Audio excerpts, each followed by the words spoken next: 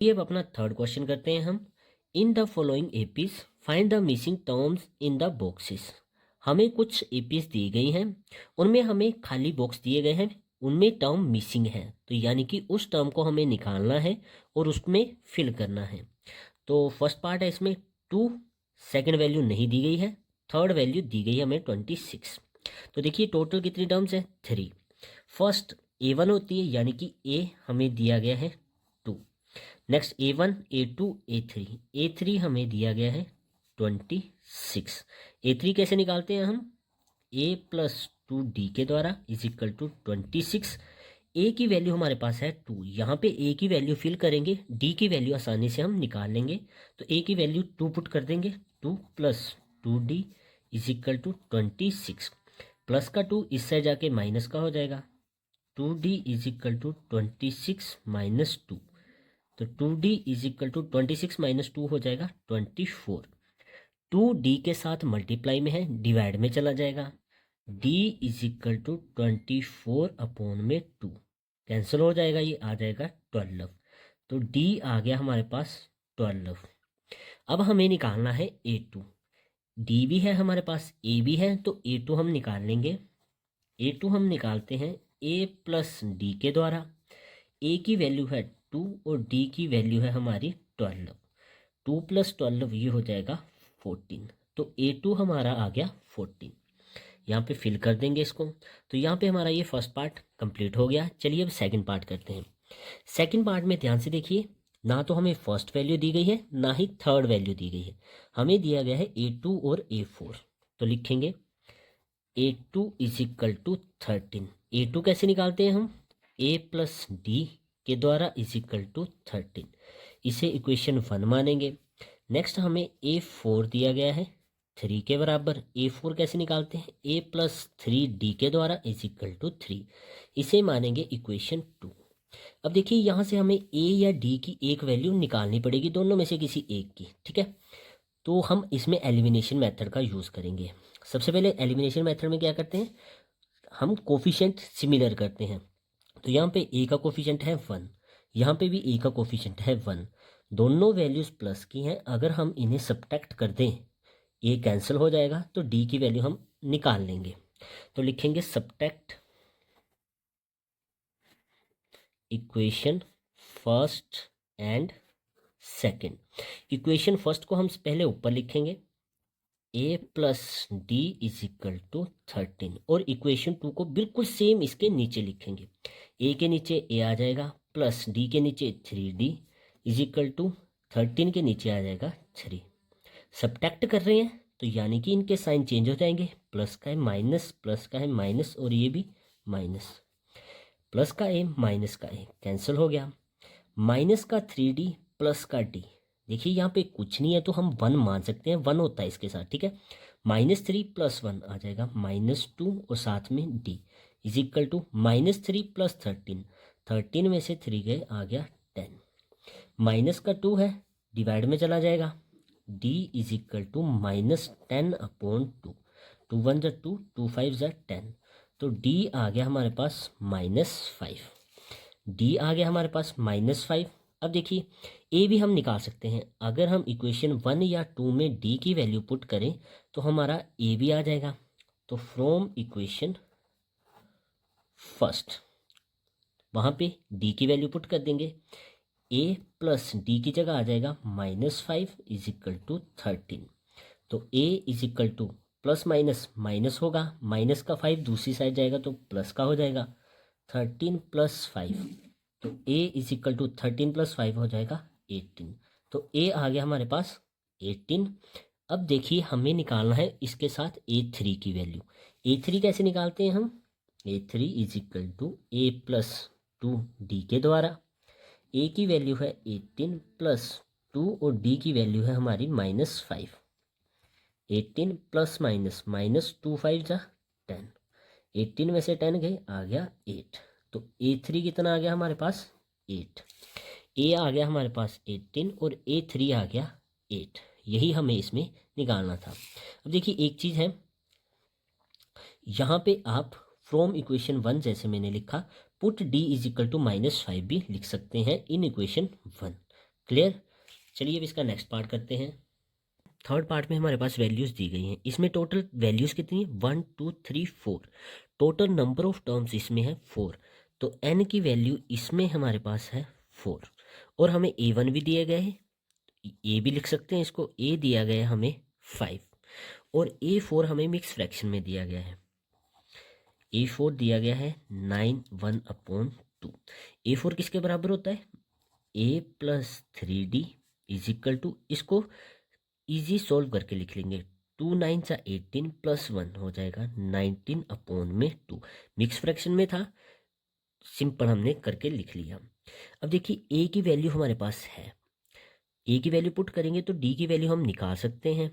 D की value आ जाएगी, तो ए की वैल्यू भी है, डी की वैल्यू भी है, तो A2 और A3 हम इजीली निकाल लेंगे। तो ए की वैल्यू पुट करेंगे इसमें 5 plus 3D is equal to 19/2। Plus का 5 है, इससे जाएगा माइनस का हो जाएगा, 3D is equal to 19/2 minus 5। 3D is equal to, इसके अपोन में कुछ नहीं है, 1 ले लेंगे, 2 और 1 का एलसीएम आ जाएगा 2। सेम एलसीएम है, ऊपर वाली वैल्यू वैसे ही लिख देंगे। माइनस वैल्यू के अपोन में 1 हो तो हम क्या करते हैं, जो एलसीएम होता है वो ऊपर वाली वैल्यू से डायरेक्ट मल्टीप्लाई हो जाता है, 2 5 जा 10। तो 3D is equal to 19 minus 10 हो जाएगा 9/2। अब देखिए डी के साथ 3 मल्टीप्लाई में है, डिवाइड में आ जाएगा, और यहाँ पे 2 के साथ मल्टीप्लाई हो जाएगा। तो d is equal to 9/2 multiply 3। 3 1 जा 3, 3 3 जा 9। तो यहाँ पे वैल्यू क्या बची, 3/2। तो d की वैल्यू हमारे पास आ गई 3/2। अब हमें निकालना है A2 और A3। A2 कैसे निकालते हैं हम, a प्लस डी के द्वारा। a हमारे पास है 5 प्लस डी है 3/2। अब इसको भी हम एलसीएम लेके सोल्व करेंगे, इसके अपोन में 1 ले लेंगे, टोटल एलसीएम आ जाएगा 2। जब हमारे अपोन में 1 हो तो जो एलसीएम हो वो ऊपर वाली वैल्यू से डायरेक्ट मल्टीप्लाई हो जाता है, 2 5 जा 10 प्लस सेम एलसीएम है, ऊपर वाली वैल्यू ऐसे आ जाएगी, तो आ जाएगा 13/2। A2 की वैल्यू आ गई 13/2। अब A3 निकालते हैं हम। A3 आएगा हमारा a प्लस 2D के द्वारा। a की वैल्यू है 5 प्लस 2D की वैल्यू है 3/2। 2 से 2 कैंसिल, तो क्या बचा हमारा 5 प्लस 3, ये आ जाएगा 8। तो A3 की वैल्यू आ गई 8। A2 की वैल्यू है हमारी 13/2 और A3 है 8। ये वैल्यू हमने इसमें फिल भी करनी होती है। चलिए अब इसका फोर्थ पार्ट करते हैं। फोर्थ पार्ट में हमारे पास टोटल कितनी टर्म्स दी गई हैं, 1 2 3 4 5 6, यानी कि n की वैल्यू हमारे पास है 6।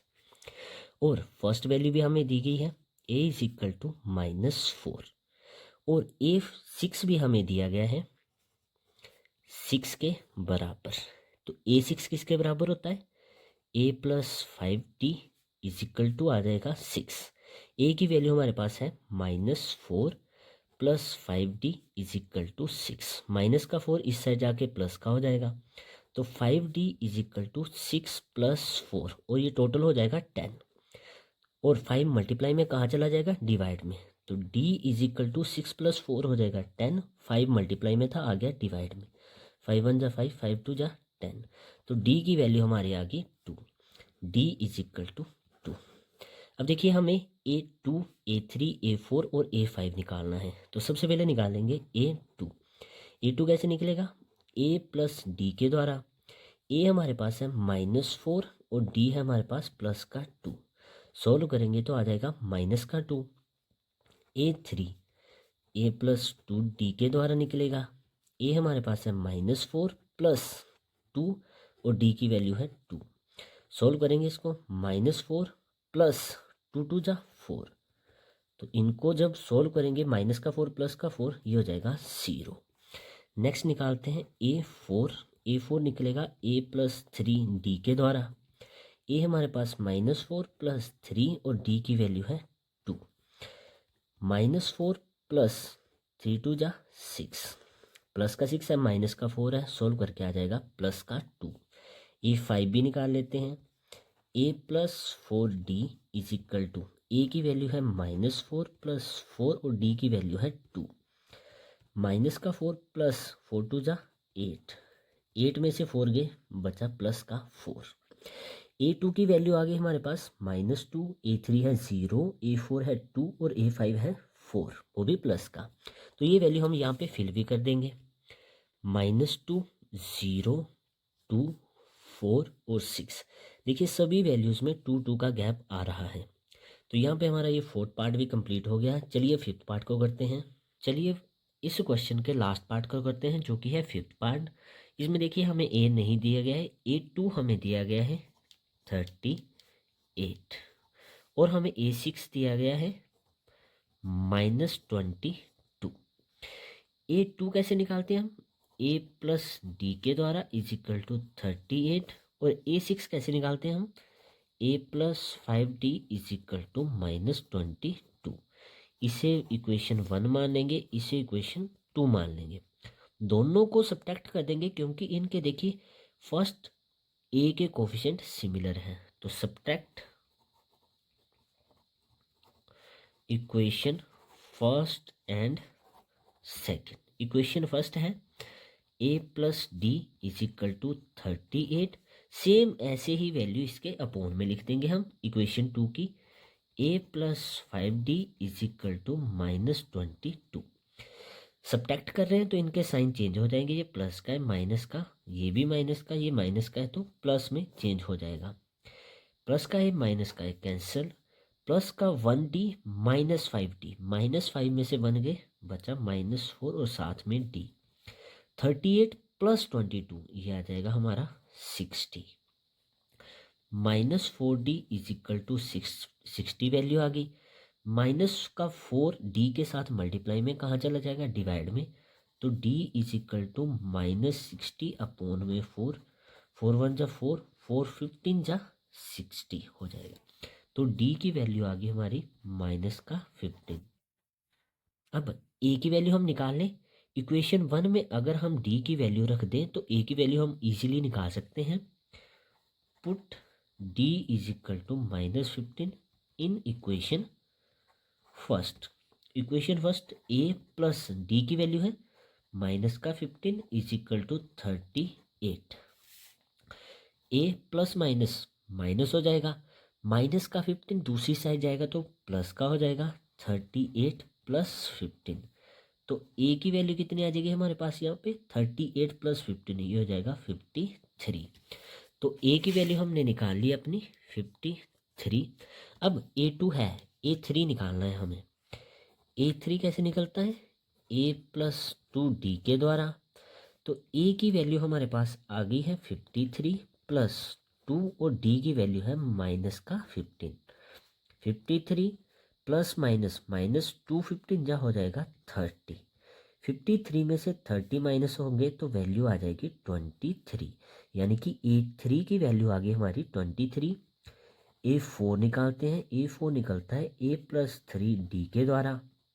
A की वैल्यू है 53 प्लस 3 और D की वैल्यू है माइनस का 15। 53 प्लस माइनस -15 3 जा 45।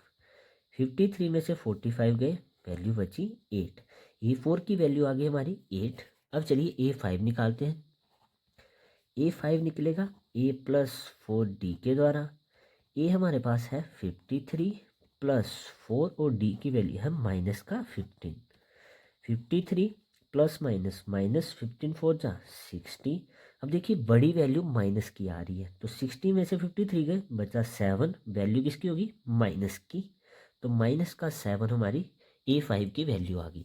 चलिए इनकी वैल्यू यहाँ पे हम बॉक्स में फिल कर देते हैं। सबसे पहले A3, A हमने पुट कर लिया। A3 हमारा आया है 23। A4 आया है 8। A5 आया है हमारा माइनस का 7। यानी कि इन सभी में 15 का गैप अवेलेबल है। तो यहाँ पे हमारा ये क्वेश्चन नंबर 3 कंप्लीट होता है। चलिए मिलते हैं नेक्स्ट क्वेश्चन के साथ नेक्स्ट वीडियो में। जय श्री राम।